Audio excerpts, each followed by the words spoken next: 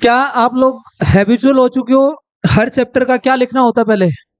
Road map, कैसे वो चल रहा है। सबसे पहले फ्रिक्शन के बारे में रोड मैप लिखिए। टॉपिक नंबर 1 क्या पढ़ना होता है इसके अंदर? टॉपिक 1 सबसे पहले आप इसको इंट्रोडक्शन पढ़िए। इस इंट्रोडक्शन में क्या क्या आता है, आपको कैटेगरी बताता है कि कितने टाइप का होता है, इसकी रियल स्टोरी आती है। यहाँ लिखना रियल स्टोरी ऑफ फ्रिक्शन। उसके बाद यहाँ पे टाइप्स ऑफ फ्रिक्शन, और यहाँ पे एक सबसे मेन लिमिटिंग फ्रिक्शन का जिक्र होता है, वो हमें समझना है कि लिमिटिंग फ्रिक्शन क्या है। राइट। हर चैप्टर की पहली क्लास सबसे ज्यादा इंपॉर्टेंट होती है। अगर आप कनेक्ट कर पाए तो आगे के लेक्चर से कनेक्टिविटी ठीक ठाक बनेगी। ठीक है। टॉपिक नंबर 2 यहां पे आता है बेटे कांटेक्ट फोर्स। कांटेक्ट फोर्स क्या होती है? कांटेक्ट फोर्स वो फोर्स जिसको कांटेक्ट चाहिए, है ना। एक्चुअल में ये जो फ्रिक्शन होता है ये किस कैटेगरी में आता है? कांटेक्ट फोर्स में आता है। Contact force. अच्छा, इसकी क्या खास बात होती है? ये कांटेक्ट सरफेस के अलोंग लगता है। जैसे मान लीजिए इन दोनों का कांटेक्ट यहां है, अगर ये हाथ इसके ऊपर फिसल रहा है, स्लाइड कर रहा है, तो जो फ्रिक्शन लगेगा, या अगर स्लाइड नहीं भी कर रहा है तो भी इनके बीच में फ्रिक्शन हमेशा इस सरफेस के अलोंग होगा। आपने क्या देखा, मान लीजिए मैंने एक बॉक्स रखा एम, इसका नॉर्मल किधर होता है? ऊपर। कांटेक्ट सरफेस कहाँ है? ये रही। क्या normal is a contact force which is acting perpendicularly to the contact surface, but friction is a contact force which is acting along the surface. वो इधर भी लग सकती है, वो इधर भी लग सकती है, डिपेंडिंग ऑन द मोशन। अगर वो इधर जा रहा है इधर लग रही है, इधर जा रहा है इधर लग रही है। ऐसा ऐसा सही सही है? क्लियर है ना यहां तक? हमारी कांटेक्ट फोर्स में कौन कौन सी फोर्स आ रही है? नॉर्मल और फ्रिक्शन, ये दो आ रही। इसका मतलब अगर मैं ये कांटेक्ट फोर्स पढ़ रहा हूं तो ब्रैकेट में याद रखने के लिए आप लिख सकते हो कि मैं रिजल्टेंट पढ़ रहा हूं। किस किस का? Friction, resultant of normal and friction. Clear हो गया? ठीक है। उसके बाद टॉपिक 3 यहां पे आता है angle of repose. Angle of repose. Angle of repose समझते हो क्या होता है? एंगल ऑफ रिपोज मोशन करना स्टार्ट कर देगा। देखो, जैसे मान लीजिए यही ले लो, ये देखो, अभी ये जो चीज है ये इसके ऊपर रखी है। क्या ये वाला जो टैब है, ये टैब हॉरिजॉन्टल के साथ कोई एंगल बना रहा है? नहीं बना रहा। ये धीरे धीरे धीरे धीरे कैच कर ली उसको। ये देख, अब यहां से जैसे ही आप इसको ऐसे करना शुरू करोगे, क्या एक ऐसा पॉइंट आएगा जहां पे ये फिसलना शुरू कर देगा, है ना। तो इसकी दो डेफिनेशन बन रही है। एक ऐसा एंगल जहां पे बॉडी स्लाइड करना शुरू कर दे, या फिर एक ऐसा एंगल जहां तक ये बॉडी रेस्ट पे रह सकती है। बात तो एक ही है ना, मतलब इस एंगल तक ये रेस्ट पे रह सकती है, अगर इससे ज्यादा करेंगे तो नीचे फिसल जाएगी। आ गया समझ में? तो एक होता है एंगल ऑफ रिपोज। यहां पे नेक्स्ट, इस चैप्टर में ना दो पार्ट होते हैं बेसिकली। एक होता है स्टैटिक वाला, एक होता है काइनेटिक वाला।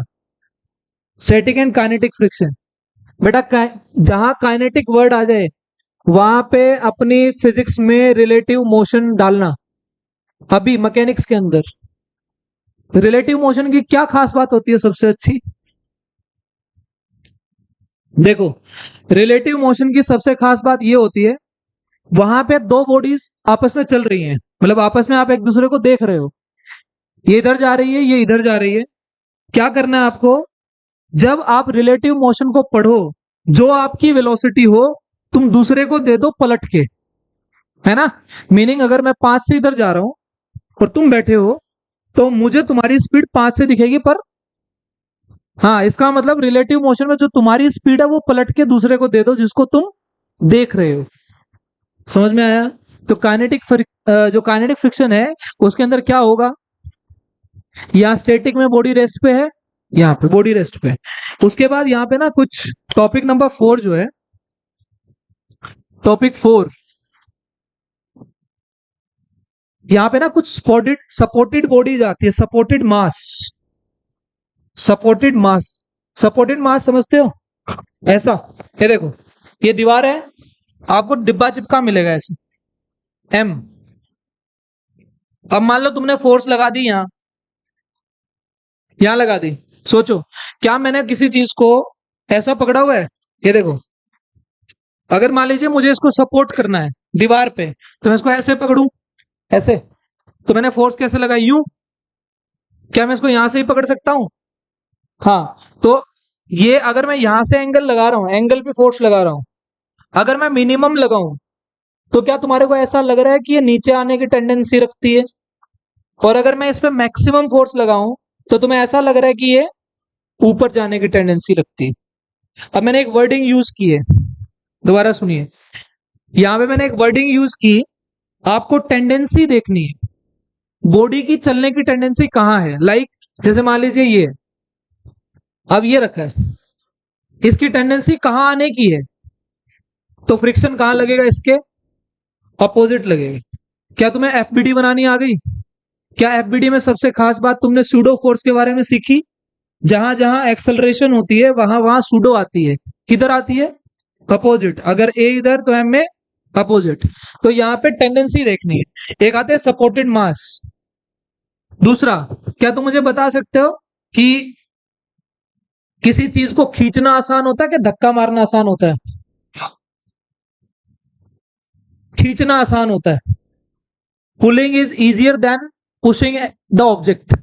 कभी आपने देखा है क्रिकेट के ग्राउंड में जब बारिश आती है, या फिर क्रिकेट में मतलब मैच से पहले पिच को, जो मूवर होता है पिच को प्लेन करने के लिए, उसमें धक्का नहीं मारते हैं?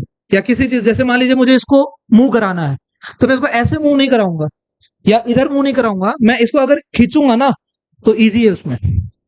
ये यहां प्रूव हो जाएगा। सही है। तो एक कॉन्सेप्ट लिखना, push and pull. Topic number 6 में आप काइनेटिक फ्रिक्शन पढ़ते हो और रिलेटेड केसेस पढ़ते हो। यहाँ पे सपोर्टेड मासेस में ना एक कैटेगरी और बनाना, डिब्बे पे डिब्बा रख देगा ऐसे। सबसे ज्यादा इंपॉर्टेंट कैटेगरी आती है क्वेश्चंस की ये वाली। इसमें क्या करेगा देखो, यहां फ्रिक्शन दे देगा, यहां नहीं देगा, यहां भी दे देगा, यहां भी दे देगा, यहां फ्रिक्शन दे देगा, इस सरफेस के बीच में नहीं देगा, है ना। अच्छा, और क्या कैटेगरी आती है इसमें? इंक्लाइन प्लेन में इसको आधा फ्रिक्शन दे देगा, मतलब आधा बोलेगा स्मूथ है, आधा क्या करेगा? रफ है। रफ में क्या आ जाएगा? फ्रिक्शन। ये क्या आ जाएगा? स्मूथ। सिर्फ पिक्चर दिखा रहा हूं, ऐसा ऐसा चलने वाले हैं हम लोग। अच्छा, और कभी तुमने वो चीजें देखी है, लाइक जैसे मान लीजिए मैं कोई कागज अपने यहाँ चिपका लूं और भागू, गिरेगा वो? वैसे चिपका रहेगा ना। ये बिल्कुल वैसा ही है, जैसे मान लीजिए ये डिब्बा है, बड़ा डिब्बा, इसके आगे एक छोटा डिब्बा चिपका दिया, और ये आगे क्या कर रहा है? एक्सेलरेट कर रहा है, तो ये डिब्बा गिरेगा? तो आपसे सवाल यही पूछेगा ना, बताइए इस बड़े डिब्बे की कितनी एक्सेलरेशन हो कि ये नीचे ना गिरे।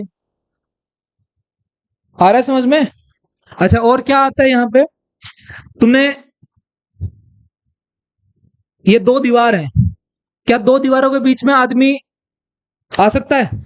जैसे मान लीजिए कमर यहां लगा ले और इसके पैर यहां है और हाथ यहां है। क्लियर? तो बोलो, क्या फ्रिक्शन यहां लगेगा? लगेगा। क्या कांटेक्ट यहां भी आ रहा है? कांटेक्ट यहां भी आ रहा है। तो क्या क्वेश्चन पूछेगा कि बताइए फ्रिक्शन कितना होना चाहिए कि नीचे ना गिरे? सिर्फ दिखा रहा हूं कि ऐसे ऐसे सवाल आपसे पूछेगा ये। और सबसे ज्यादा जिस बच्चे ने पेपर दिया आपकी बार, ये देखो, क्या टेबल पे चेन वाले सवाल आते हैं? ये इसमें क्या होता है? इसमें कैटेगरी बना सकते हो तुम पहले। क्या क्या कैटेगरी के सवाल बन सकते हैं बताना। क्या ऐसा बोल सकता है कि ये बताओ कितना लटकाएं कि ये नीचे ना फिसले? एक चीज। क्या ये बोल सकता है कि बताइए अगर मैं इसको ऊपर खींचूं तो कितना काम करना पड़ेगा मेरे को, है ना? डन। अच्छा, दूसरा इसको बोलते हैं, एक है केप्ट मास, जैसे ये रहा। क्या इसी चीज को आप ऐसे कंपेयर कर सकते हो? ऐसा, ये ये ऐसा ही है, ये ऐसा है। ये कितना मास हम लटकाएं, ये हिले ना। इसका मतलब मैं सिस्टम में क्या चाहता हूं? इक्विलिब्रियम। क्या चाहता हूं? इक्विलिब्रियम। ये सेम इक्विलिब्रियम के सवाल। फोटो समझ में आ गया? ये है हेडिंग डालना, इसके बाद ये मत डालना, अभी ये फोटो मत बनाना। रियल स्टोरी ऑफ फिक्शन लिखिए सबसे पहले। हाँ, अभी इसमें भी टाइम लग जाएगा भाई। एंगल ऑफ फ्रिक्शन भी आता है, एंगल ऑफ रिपोज भी आता है, उसको मैंने लिखे ही नहीं, तो मैंने मोटे मोटे लिखे हैं।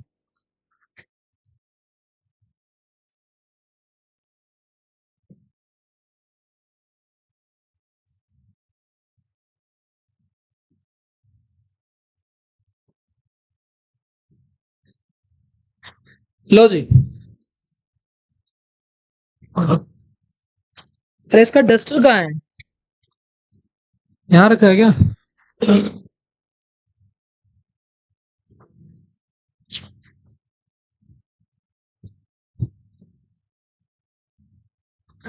लो जी, हेडिंग डालो रियल स्टोरी ऑफ फ्रिक्शन।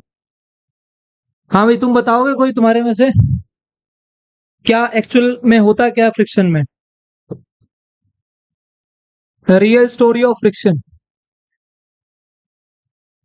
सबसे पहले डायग्राम बनाइए, इस डायग्राम के थ्रू समझते हैं।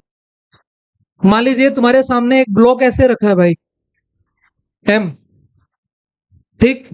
अगर तुम इसको नॉर्मली ऐसे देखो, जैसे मान लीजिए अभी यहाँ पे ये फोन रखा है और मैं इसको देख रहा हूं, तो तुम्हें ऐसा लग रहा है ये बिल्कुल स्मूथ सरफेस है, ठीक है। मतलब अगर नेकेड आई से देख रहे हैं तो तुम्हें ऐसा दिख रहा है। ये diagram one with naked eyes. मतलब अगर आप माइक्रोस्कोपिक वर्ल्ड में नहीं हो, मैक्रोस्कोपिक वर्ल्ड में खड़े होकर देख रहे हो, तो तुम्हें ऐसा नजर आ रहा है। लेकिन अगर इसको हम जूम कर दें, इस सरफेस को जूम कर दें जहां कांटेक्ट हो रहा है, तो तुम्हें कैसा नजर आएगा? ये कुछ उबड़ खाबड़ ऐसे, राइट। और ये जो डिब्बा इसके ऊपर रखा है, क्या ये भी इसके साथ बॉन्ड बना लेगा?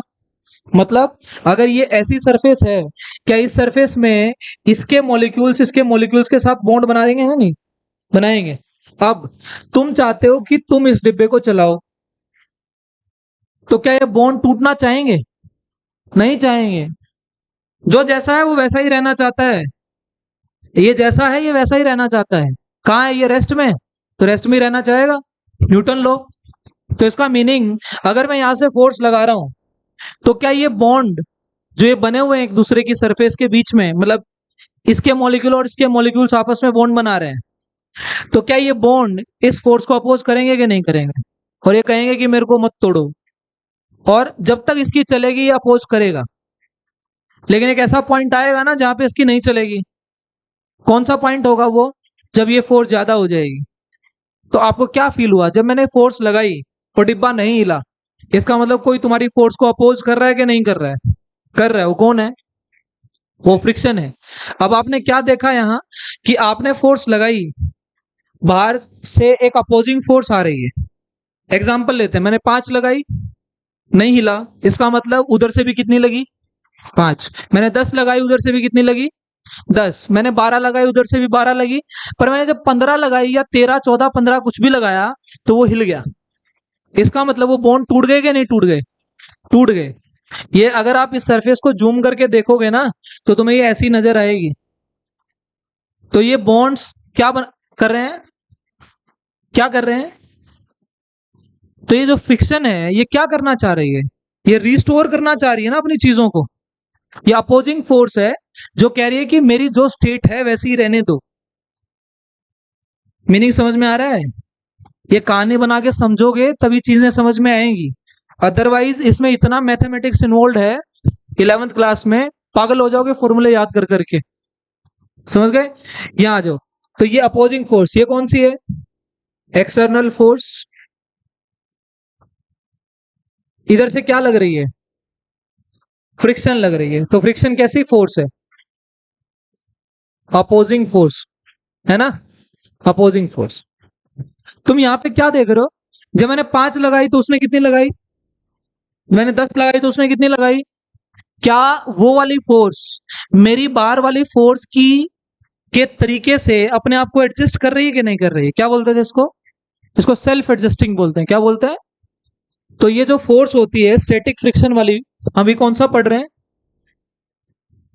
अभी मैं स्टैटिक पढ़ा रहा हूं। तो जो स्टैटिक फ्रिक्शन है, ये जो फ्रिक्शन, ये क्या करता है? कैसी कैटेगरी का होता है ये? सेल्फ एडजस्टिंग होता है। मतलब एक्सटर्नल फोर्स जितनी लगाओगे उतना लगेगा, लेकिन क्या इसकी भी एक लिमिट है? इसकी भी एक लिमिट है, इसकी भी एक लिमिट है, और उस लिमिट का नाम क्या है? Limiting friction. Limiting friction. Done. अच्छा ये बताओ, ये जो फ्रिक्शन है, क्या ये कांटेक्ट फोर्स है? यस। जितना ज्यादा कांटेक्ट होगा उतना ज्यादा फ्रिक्शन होगा। पर यार ये जो कांटेक्ट होता है, ये यूं वाला, ये किस बात पे डिपेंड करता है? नॉर्मल पे करता है ना। मतलब जितना ज्यादा नॉर्मल है, इसका मतलब उतना ज्यादा कांटेक्ट है। हाँ, इसका मतलब ये जो फ्रिक्शन है, ये फ्रिक्शन, ये वाला, तो ये जो फ्रिक्शन है, ये किस पे डिपेंड कर रहा है? नॉर्मल पे कर रहा है। बात समझ में आ गई? जितना ज्यादा नॉर्मल उतना ज्यादा, क्या हटाया ये? प्रोपोर्शनलिटी कांस्टेंट हटाया। यहाँ पे क्या आता है? Mu S N. Mu S क्या है? Coefficient of static friction. कोई प्रॉब्लम यहां तक? क्या इस एफ एस की कोई मैक्सिमम वैल्यू आई? अरे 11th वालों, आ रहा है समझ में? ये फ्रिक्शन अपने आप को क्या कर रहा है? सेल्फ एडजस्ट कर रहा है। बढ़ाते बढ़ाते बढ़ाते इसकी लिमिट आई, नाम क्या उसका? कैसे दिखाते हैं इसको? एफ एल से।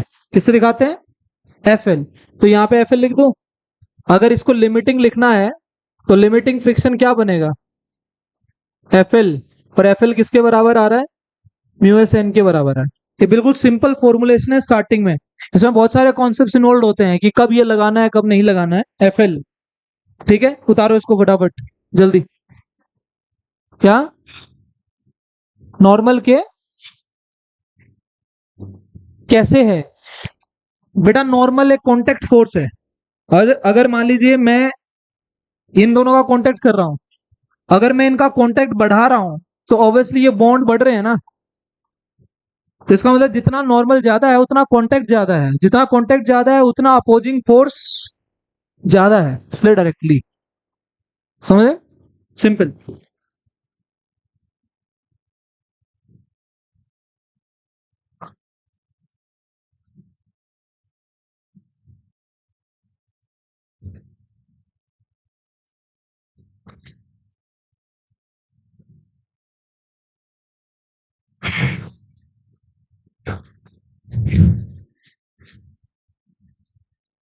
थोड़ा सा भाई तुम लोग 11th के साथ मैनेज करना, ठीक है ना?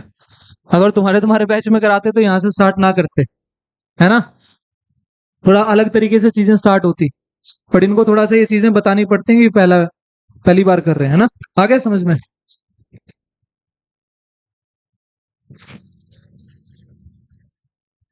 अटेंडेंस हो गई? अपने आप हो जाएगी, अपने 2 रजिस्टर रख रखे हैं उधर। और ये झूठ मत मानना, मैं बता रहा हूँ। कभी फिर आगे बोलो सर हमारी फीस वापस दे दो, ठीक है? मैं क्लास में नहीं बिठाऊंगा भाई।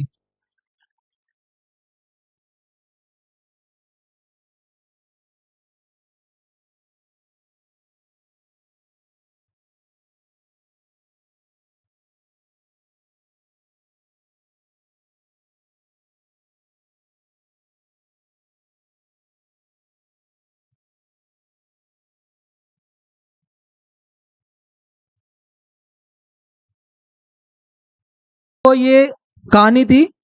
सिर्फ ये पढ़ा है कि सेल्फ एडजस्टिंग है। उसके बाद पढ़ा है कि एफ एस ये होता है। प्रोपोर्शनलिटी आ गई। प्रोपोर्शनलिटी में कौन आया? Coefficient of. अब इसकी वैल्यू जो है, ये म्यू एस, यहां लिखना। ये जो म्यू एस है ये 2 चीजों पे डिपेंड करता है। क्या? एक तो सरफेस कैसी है, सरफेस कैसी में क्या क्या आएगा रफ है, स्मूथ है, ऑयल डाल दिया, ग्रीस डाल दिया, पानी डाल दिया। तो इस तरीके से नेचर ऑफ कॉन्टेक्ट सरफेस। दूसरा, क्या नेचर ऑफ मटेरियल में भी डिपेंड करता है? Yes, nature of material, nature of material. ये सिंपल इंट्रोडक्शन की हेडिंग डाल के लिखना, बस थोड़ा सा काम, इससे ज्यादा कुछ नहीं लिखना है।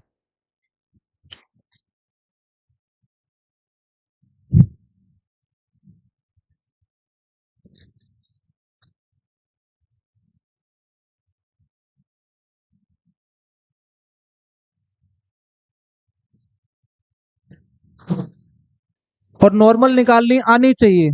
नॉर्मल तुम्हारे को कितनी जगह निकाली गई? एफबीडी मैंने इंक्लाइंड प्लेन की बनवाई, यस। वहां पे अगर तुम देखो, अगर मुझे इस बॉक्स का नॉर्मल निकालना हो तो इसका एमजी नीचे आता था, इसका नॉर्मल इधर आता था, तो ये नॉर्मल के इधर कुछ तो आना चाहिए ना, तभी ये इसके बराबर होगा। तो इसका मतलब जिसको एफबीडी नहीं आ रही है उसका नॉर्मल निकलेगा नहीं, और नॉर्मल निकलेगा नहीं तो फ्रिक्शन निकलेगा नहीं। ये बात ध्यान रखना। Nature of material. अब यहां आ जाओ, क्या इधर से अपोजिंग फोर्स यहां लगा दूं? अगर मैं फोर्स ऐसे लगा रहा हूं तो ये किधर जाने की टेंडेंसी रख रहा है? उधर। टेंडेंसी से अपोजिट, क्या फ्रिक्शन लगेगा? लगेगा। क्या मैं एफएस मान लूं? लेकिन क्या एफएस जब लगेगा तो ये चलेगा? नहीं चलेगा। तुमने क्या कहा था, ये तो सेल्फ एडजस्टिंग है।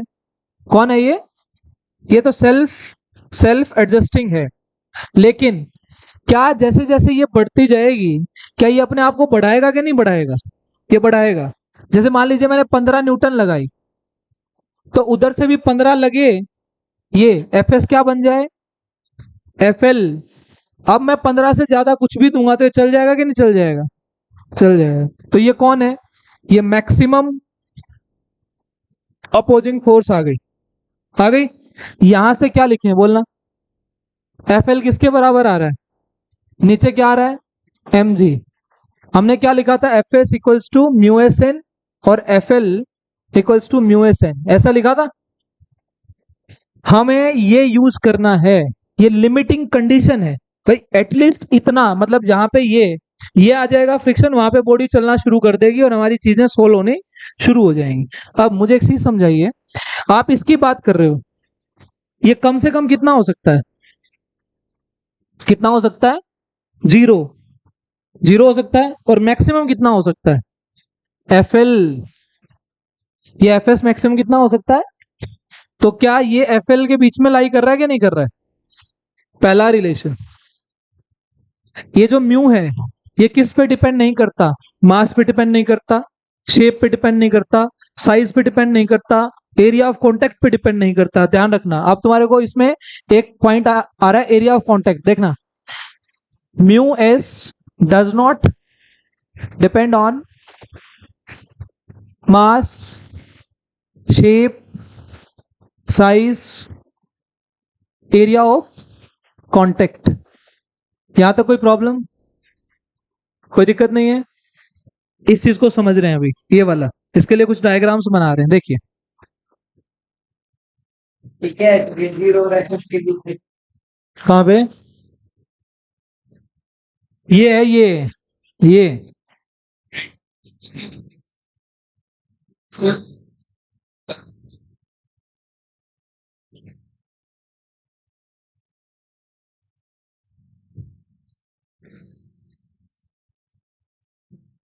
लिखो।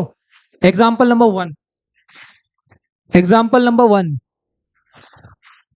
एक मास ले लो m, ये आयरन, मास m है इसका, और दूसरे में इसने लिया है 2m, वो भी आयरन का है ना?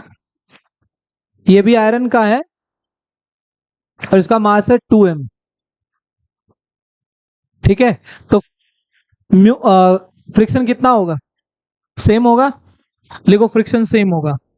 पहले डायग्राम। अभी क्वेश्चंस नहीं आ रहे, अभी कॉन्सेप्ट समझिए। अगर मैं आयरन ले रहा हूं, मटेरियल सेम है, मास अलग अलग है, तो ये नहीं मानना है कि फ्रिक्शन बदलेगा। फ्रिक्शन नहीं बदलेगा, फ्रिक्शन सेम। हाँ जी, म्यू एस नहीं बदलेगा ना, म्यू एस नहीं बदलेगा, नॉर्मल तो बदलेगी। यहाँ पे कोफिशिएंट ऑफ स्टैटिक फ्रिक्शन की बात कर रहे हैं, मैं उल्टा बोल रहा हूँ, क्या बोला मैंने, friction, coefficient of static friction नहीं बदलेगा, सही कह रहा है, म्यू एस।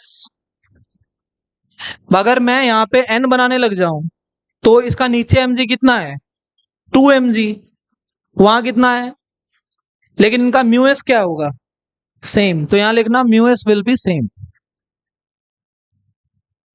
देखा, लैंग्वेज गलती हो जाए तो क्वेश्चन गलत हो जाता है। और एक एक बच्चे नहीं समझा, पकड़ा, नहीं तो सारे सुन ही रहे थे। म्यू एस सेम है, फ्रिक्शन बदलेगा क्योंकि एन है ना, एन बदल रहा है इधर, क्योंकि ऊपर देखो यहां एन लगाओगे तो इसका एन 2mg के बराबर आ रहा है, और इसका एन किसके बराबर आ रहा है, mg के। एग्जाम्पल नंबर 2 लिखो, एक डिब्बे को खड़ा कर दो और एक डिब्बे को लेटा दो। एग्जाम्पल नंबर 2 में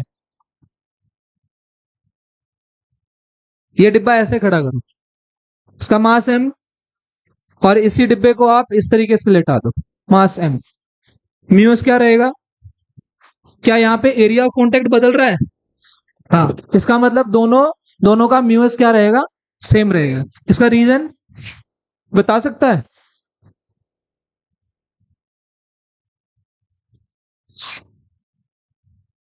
एरिया नहीं करता नहीं है, उसका रीजन मटेरियल सेम है, मेनली ये मटेरियल पे डिपेंड करता है, ये प्रॉपर्टी किसकी है, इनकी है ना, हमारे को कॉन्टेक्ट से लेना देना नहीं है। आ रहा है समझ में, क्वेश्चन लिखिए, एक नोट बना के लिखो पहले, नोट। अच्छा, इस चीज को और कैसे लिख सकते हैं, इसको मैंने इस एफ एल को क्या लिखा है, म्यू एस एन लिखा है, तो यहां ऐसा लिख सकता हूं, 0 F S mu S N के बीच में।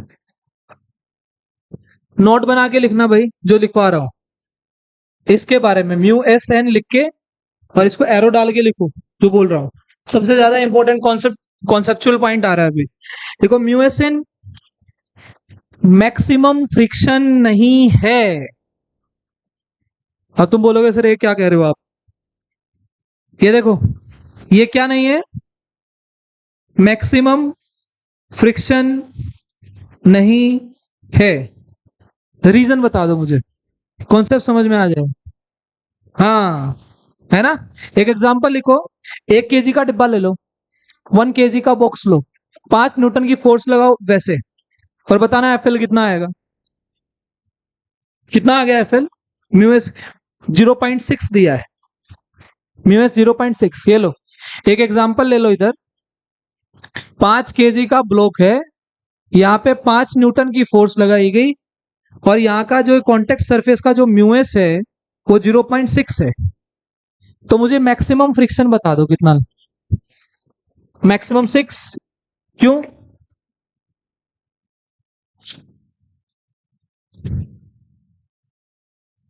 पांच ही रहेगा ना बेटा, ये जो आप बता रहे हो 0.6 के हिसाब से जो आपने निकाला म्यू एस एन, वो कितना आ रहा है मेरे पास, 6 न्यूटन, क्या ये एफ एल आ गया, पर मेरी उधर से कितनी लग रही है, 5 न्यूटन, 5 न्यूटन लग रही है, तो क्या करेगा, इसको चलने देगा ये, तो फिर तो मैक्सिमम फ्रिक्शन कितना होगा, 5, तो 5 ही लेना पड़ेगा ना मेरे को। अब मैं 6 7 8 9 10 कितना ही ले लूं, लेकिन उसका लिमिटिंग फ्रिक्शन तो कितना है, अगर मैं 5 लगा रहा हूं तो मेरे को अपोजिट में मैक्सिमम 5 मिल जाए, तो मेरी बॉडी को रोक देगा वो, उसके बाद बॉडी चलने लगेगी। लिखिए जो लिखवा रहा हूं, लिखो एफ एल कितना आया, 6 न्यूटन आ गया, आया 6 न्यूटन, लिखो F L equals to 0.6 into कितना आ रहा है, एन कितना है, अभी एन 5g 50 आ गया ना, तो एफ कितना आ रहा है 50, कितना आ गया ये, हाँ जी 30 न्यूटन। तो ये इसके नीचे एरो डाल के लिखो, एरो डाल के लिखिए, ये मैक्सिमम फ्रिक्शन,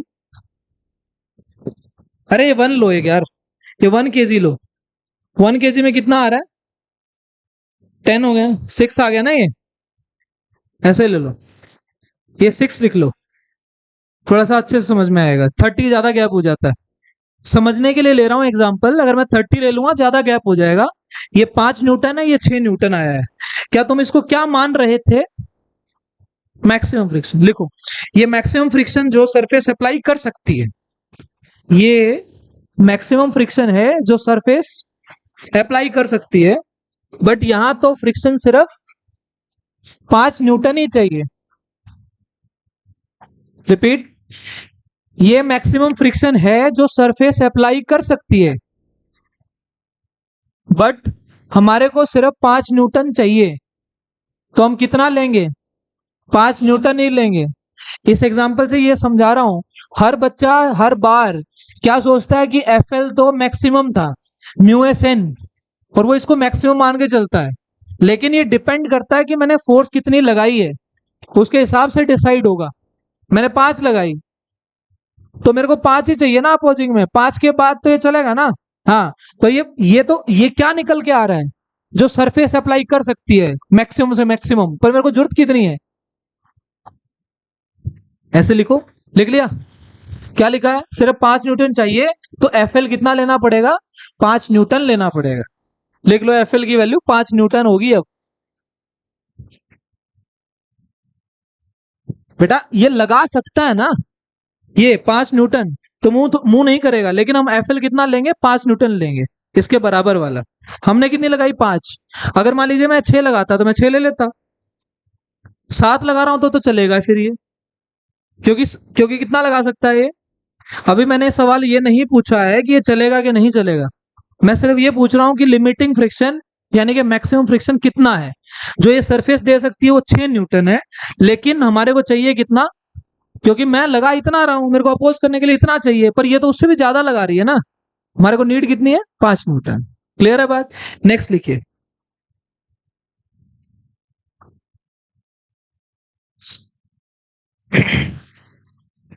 हाँ जी, उतार फटाफट, ज्यादा टाइम ले रहे हो जी।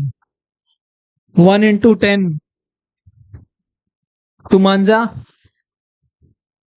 तेरे को कभी तो ये साइन समझ में नहीं आता।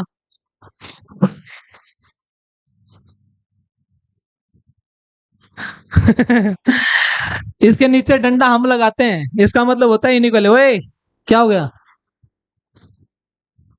इसके नीचे इसका इक्वल का साइन होता है। लिखो क्वेश्चन नंबर ऊपर।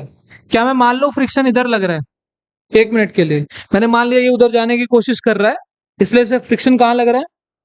अपोजिट लग रहा है। क्या मैंने दोनों कॉन्टेक्ट सरफेस बना ली कि नहीं बना दी? बना ली। क्या मुझे अगर कॉन्टेक्ट फोर्स निकालनी है तो दोनों का क्या निकालना पड़ेगा?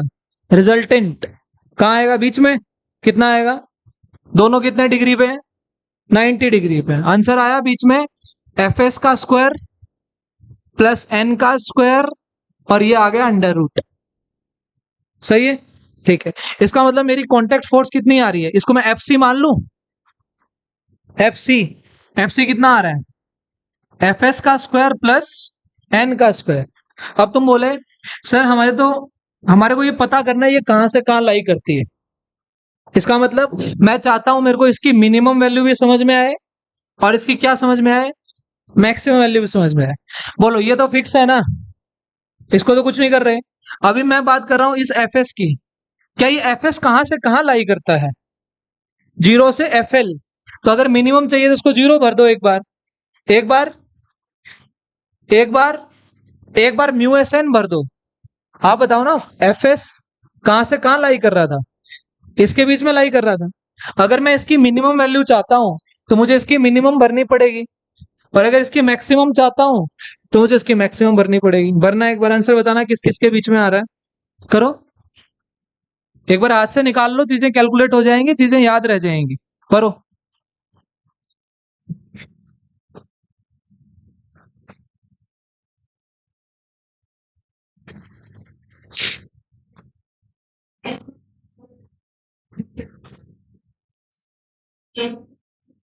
हाँ, N N root 1 plus mu square के बीच में आ रहा है। आ रहा है, ठीक है। सबका आ गया? आदित्य,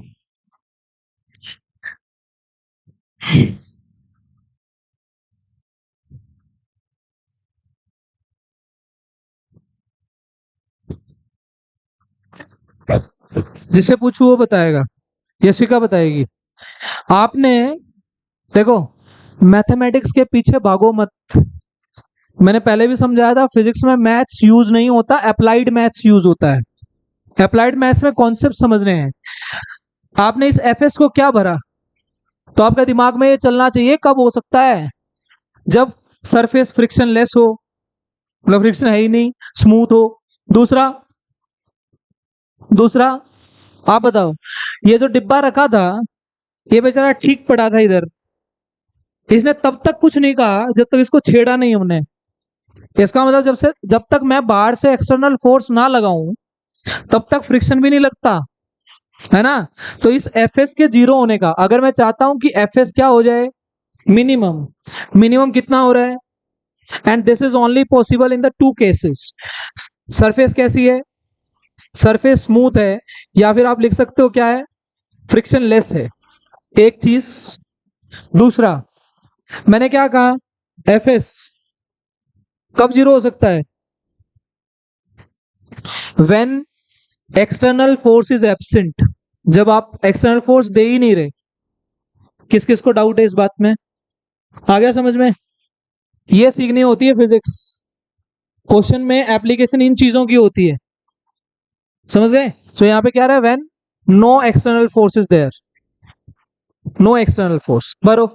चलो, तो यहाँ पे ये जो कॉन्टेक्ट फोर्स आ रही है एफ सी, ये जीरो हो गया, एन का स्क्वायर का रूट है, क्या आ गया, तो एफ सी मिनिमम कितनी आई, एन आई। अगर मैं एफ सी मैक्सिमम की बात करूं, तो एन कॉमन आ गया, अंदर बचा वन प्लस में म्यू एस का स्क्वायर। तो मैं क्या लिख सकता हूं कि जो एफ सी है वो एन से लेके N into one plus mu S square तक जाएगी। मैक्सिमम तब आई बेटे जब एफ एस की वैल्यू म्यू एस एन भर दी।